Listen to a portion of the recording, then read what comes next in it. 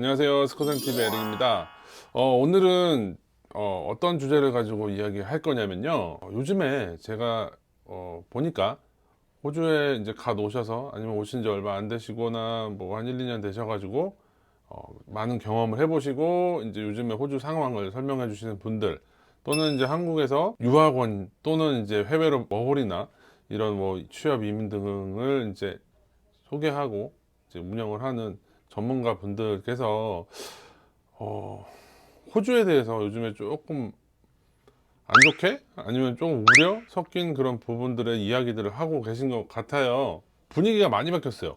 예, 작년에 비해서 올해 초에도 바뀌었고 그리고 올해 초에 좀 바뀌었는데 이제 올해 이제 좀 중반이 되니까 또 바뀌었었거든요. 그래서 그런 부분들에 대해서 한번 저의 생각을 이야기해 볼까 합니다. 일단은 호주에 계신 분들이 요즘에 되게 많이 우려를 많이 하세요. 호주에 지금 오지 않을 때인가부터 해서 호주에 오면 힘들다, 뭐 혹은 이제 어렵다, 이제 이런 부분에 대한 이야기가 되게 많이 나오고 있거든요. 사실 작년에는 되게 많은 좋은 얘기들이 되게 많았어요. 호주에 와서 이제 꿀잡들 이런 것들이 되게 많다. 왜냐면은 호주는 일단 기본적으로 기본 임금이 되게 높은 나라예요.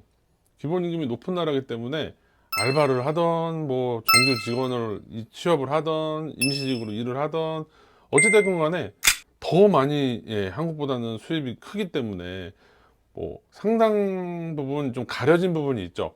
왜냐면 한국도 마찬가지고 다른 나라도 마찬가지인 게 요즘에 굉장히 많이 물가들이 올랐잖아요. 그래서 물가가 비싸졌고 호주는 원래 한국보다 물가가 비쌌지만 더 올랐고 게다가 이제 가장 큰 비중을 차지하고 있는 주거비 숙소가 없죠. 지금 장난 아닙니다. 그 부분이 해소가 안 돼요.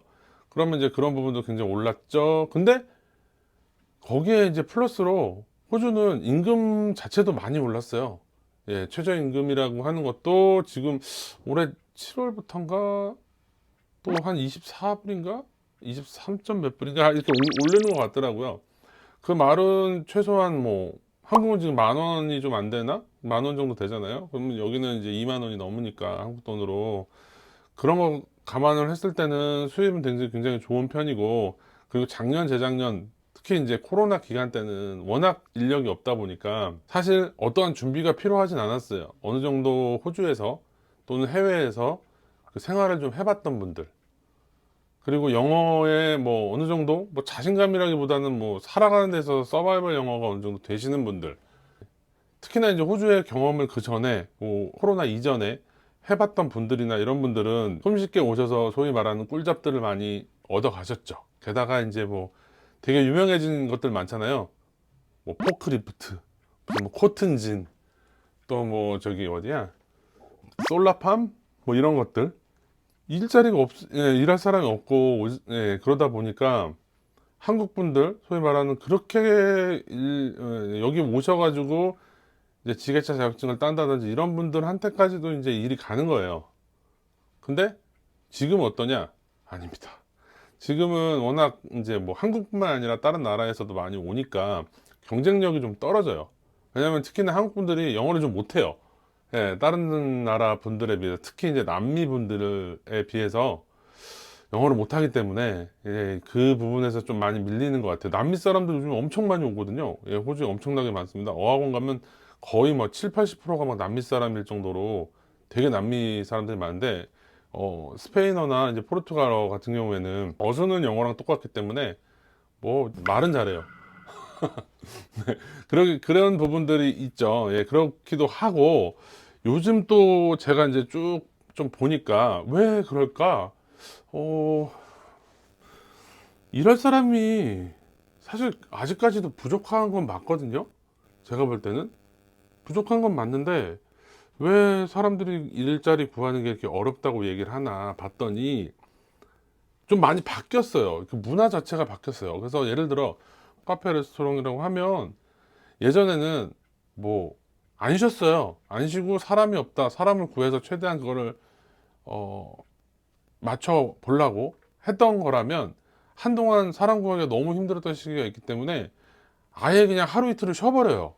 일주일에 레스토랑도 그렇게 쉬는 경우도 많아졌고 그러다 보니까 일할 분들의 숫자가 좀 줄어드는 거죠. 그리고 근무 시간 같은 경우에도 원래는 뭐 11시, 12시까지 늦게까지 하는 데도 되게 많았는데 요즘에는 뭐 라스트 오더가 뭐 8시 반, 뭐 9시 전 인 경우도 되게 많아요. 그 말은 짧은 시간 안에 열심히 일을 하고 나머지 시간에는 차라리 문을 닫는다라는 것도 되게 많고요. 좀 진화했다 그래야 되나? 좀 변해가는 거죠. 요즘에 트렌드는 그렇습니다. 현재로서는 아직까지는 이 바뀐 트렌드가 또다시 원래 코로나 이전으로 가기까지는 좀 시간이 걸릴 것 같아요. 왜냐면 비용이 근무하는 데 있어서 고용을 하면 비용이 있잖아요. 비용이 뭐 줄어드는 게 아니라 계속 늘어나고 있는 상황이기 때문에 시간 등급별을 올려주고 짧은 시간 안에 많은 인력을 차라리 쓰고 그 외의 시간은 문을 닫는 게 낫다라는 게 요즘의 트렌드인 것 같아요. 네, 그거는 뭐 한인잡이든 뭐 오지잡이든 마찬가지인 것 같고요. 근데 제가 그 얘기를 하려는 건 아니고 어떤 얘기를 하기 위해서 지금 이런 얘기를 했냐면 다들 이렇게 잡 구하기 어렵다 이제 다시 어려웠다 하는데 가만히 생각해 봤어요. 코로나 이전은 어땠나. 근데 코로나 이전에도 잡 구하기는 어려웠어요.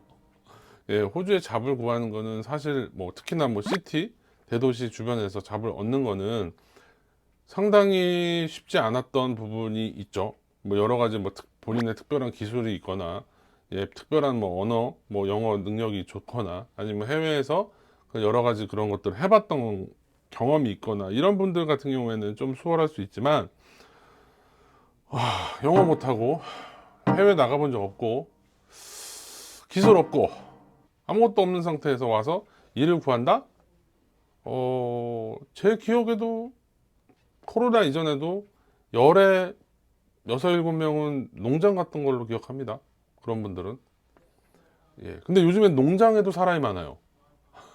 농장에 사람이 뭐 넘쳐난다고 하더라고요. 그래서 무조건 와서, 나는 뭐 아무 능력 없고, 지금 뭐, 가서 일단 세컨 비자, 뭐 세컨 비자, 서드 비자 뭐 없어진다고 하는 얘기가 들리니, 그냥 먼저 그거부터 따놔야지 하고 오시는 분들도 조금 생각은 하셔야 돼요. 왜냐면, 꽤 유명한 농장들 같은 경우에 현재 웨이팅이 엄청 많이 있다고 하더라고요. 예, 일할 사람들도 웨이팅 기다리고 있는 그런 인력들도 되게 많고 공장도 마찬가지예요. 예전에는 뭐 없어서 난리였는데 일할 사람이 지금은 뭐 솔직히 살짝 가려받는 느낌? 예, 코로나 이전에는 고기공장 들어가기 되게 어려웠거든요. 예, 고기공장 가려면 되게 면접도 봐야 되고 뭐 여러 가지 그런 절차들이 많이 있었고 거기서 선발이 돼서 가는 경우가 많았거든요. 그래서 다시 원래대로 코로나 이전으로 돌아가려고 하는데 그 과도기가 아직 있다. 예, 그게 이제 올해 뭐 많게는 뭐 내년까지는 이제 그렇게 되지 않을까 싶습니다. 그래서 제가 지금 소개를 해주려고 하는 그런 부분들은 뭐냐면 데이터를 좀 가져와 봤어요. 저희 학생들, 그러니까 아시죠? 저희 학생들 그 직업계, 특수 기술을 가지고 있는 그런 분들이 많이 있어요. 특히나 보면은 뭐 경마장 마필 관리사라든지 아니면 뭐 타일러 건축 타일 쪽이라든지 뭐 조리나 뭐 쿡 이런 쪽 계열이라든지 또 미용, 뷰티 이런 쪽 분들이 지금 저희를 통해서 뭐 아시는 분은 아시겠지만 뭐 글로벌 현장 학습이라는 프로그램을 하고 그걸 통해서 이제 호주로 여기에 이제 취업을 하는 경우들이 많으신데 그분들 같은 경우에는 지금 오셔서 모두 다 취업을 하셨어요. 예, 올해 1월부터 지금 현재 이번에 지난주, 지지난주까지도 계속 오셔서 다들 본인들의 기술이 조금이라도 있는 그런 직업군이 있다면 취업하는 데는 사실은 어렵진 않았어요. 조금씩 어려워지곤 있죠. 그렇지만 뭐 그렇게까지 아직은 완전 어려운 그런 상황은 아니라는 거라고 보시면 될 것 같고 그리고 그분들의 그 수입도 궁금하실 거잖아요. 뭐 일하는 시간이라든지 수입이라든지 이런 것들은 제가 뭐 대충 여러 군데의 그 평균을 좀 내봤어요. 뭐 한인샵도 있고 뭐 호주 샵도 있고 호주 레스토랑도 있고 많죠. 예, 그런 것들이 많은데 그 직종별로 한번 제가 생각 좀 해봤더니 음, 미용 미용 스텝이죠. 미용 뷰티 쪽에 이제 스텝 같은 경우에는 지금은 뭐 세금을 제외한 그런 비용입니다. 예, 세금을 제외한 급여고요. 보면은 뭐 일주일에 한 40시간, 38시간 정도 워킹 홀리데이로 와서 30시간, 40시간 정도 일을 하고 받으시는 게 세금 다 제외하고 한 800불? 7, 800불 정도는 최소한 가져가시는 것 같아요. 그러면 이게 일주일이니까 4주가 보통 한 달이라고 치시면 47에 28, 48에 32, 2,800에서 3,200불. 그러면 호주 달러로 한 달에 한 3,000불 정도 주에 40시간 정도 일하고 받는다고 보시면 되겠죠. 그죠? 그리고 이제 뭐 일반적으로 뭐 하스피탈리티, 그럼 뭐 레스토랑이라고 해야 되나요? 뭐 레스토랑 같은 경우에도 보면 일주일에 25시간? 네, 일주일에 25시간 정도 일을 하면 한 세금 제하고 600에서 700 정도는 벌어요. 25시간을 일을 했을 때. 그러면 700이라고 치면 4주면 7, 4, 28, 2,800불 정도 되네요. 순수익이 그렇습니다. 그 다음에 경마장에서 이제 마필관리사 같은 경우에는 조금 셉니다. 네. 일주일에 한 35시간 정도 일을 하고 한 900불? 800에서 900 요 사이 정도 받는다고 생각하시면 되고요.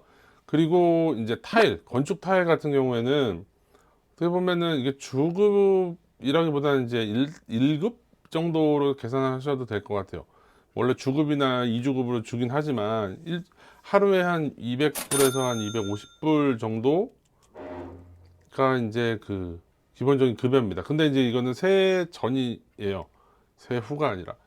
그러니까 하루에 한 20에서 25만 원 정도 한국 돈으로 세 전. 네, 그러니까 나중에 이제 세금은 본인이 따로 또 내셔야 되는 게 있어요.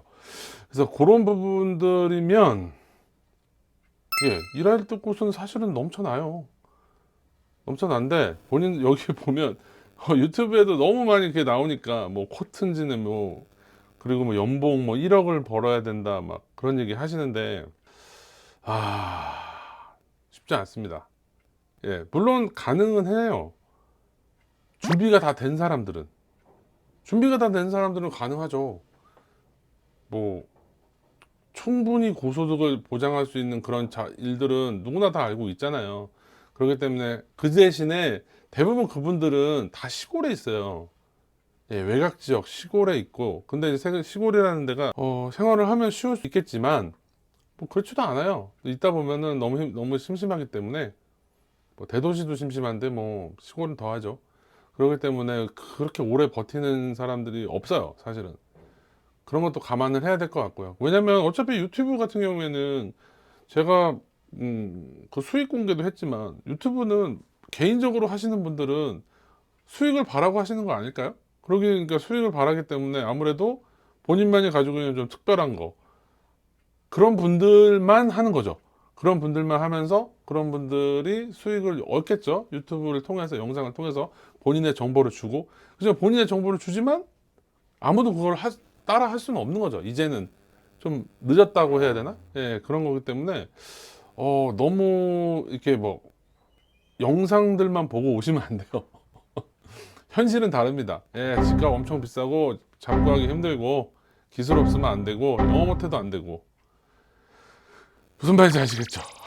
제가 좀 답답한 마음에 한번 이야기를 해봤어요. 그리고 뭐 보면은 요즘 뭐 캐나다가 뭐 워킹홀리데이를 뭐 늘리네, 뭐 2년 안에 4년 안에 호주는 지금 3년까지 됐었는데 뭐 이걸 1년으로 줄이네 이런 얘기 많이 하는데 솔직히 워킹홀리데이를 3년씩 하는 게 그게 그러니까 모르겠어요. 많은 분들이 3년까지 그렇게 하시는지 모르겠어요. 아마 그렇게 많지는 않을 거예요. 비율로 따지면 전체 비율로 따지면 있긴 있겠지만 근데 그렇게 하시는 분들이 3년 뒤에 되게 애매해집니다. 사실은 한국에 돌아가서 한국에서 생활하기도 힘들고 호주에서 생활하자니 비자가 없고 그렇죠. 그러니까 보통 보면은 뭐 생활을 호주에서 잘하고 유튜브 활동도 잘 하시고 뭐 안정적으로 사셨던 분들 워홀로 잘 사셨던 분들은 결국엔 다시 오세요. 네, 최근에도 보니까 어떤 분이 예, 다시 학생 비자로 대학을 호주로 오게 됐다 하는데 그렇게 되는 거죠. 왜냐면 여기 현실과 이상의 괴리, 그리고 호주와 한국의 차이, 예, 생활의 차이기 때문에 어떻게 보면은 이게 되게 많이 흔들려지는 건데, 이게 워홀 기간이 길어지면 길어질수록 그게 더 어려워지는 거예요. 워홀 기간이 뭐 짧은 경우면 경험만 하고 한국에 가서, 예, 한국에서 본인이 또 다른 일을 하시거나 이럴 수도 있겠지만, 워홀 기간이 길어지면 한국에 돌아가서 할 수 있는 게 있을까? 네, 그게 한국은 워낙 빨리 돌아가고, 예, 또래 친구분들도 경력이라든지 이런 것들을 그 사이에도 1, 2, 3년 사이에 엄청 많이 쌓아놨을 텐데 말이죠. 그래서 옛날에 저도 생각을 해봤어요. 그래서 저 같은 경우에도, 예, 호주에서 그런 고민을 많이 했었거든요. 1년을 워홀 생활을 하고 그 뒤에 이제 한국에서 어떻게 다시 돌아가서 할지 뭐 이런 부분들에 대해서 고민을 했던 예전에 그 시간이 있었기 때문에 고민을 한번 해봤으면 하는 생각에서 얘기했고요.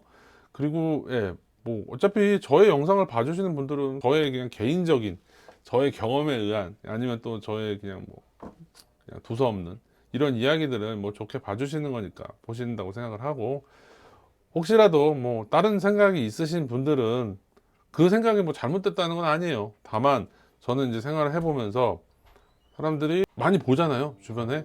그러면 다들 고민하는 게 비슷할 거고, 예, 그 시간이 지나면 지날수록, 예, 그거에 대한 이제 많은 어려움 또는 이제 그 선택에 대한 기로, 이런 것들이 놓여져 있기 때문에 무조건적으로 뭐 워홀이 길어졌다, 워홀이 줄어졌다가 좋다라는 건 아니라는 거죠. 그리고 호주에서의 잡을 구할 때도 본인이 다 잘 아시잖아요. 자기의 능력과 자기의 그런 현재 상황과 그런 것들을 다 잘 아시니까 그거에 맞춰서 눈높이를 적당히 맞춰서 하시면 좋지 않을까 라는 생각에서 말씀을 드려봤습니다. 어쨌든 오늘은 여기까지 말씀을 드리고 다음에 또 좋은 영상으로 찾아뵙도록 하겠습니다. 감사합니다.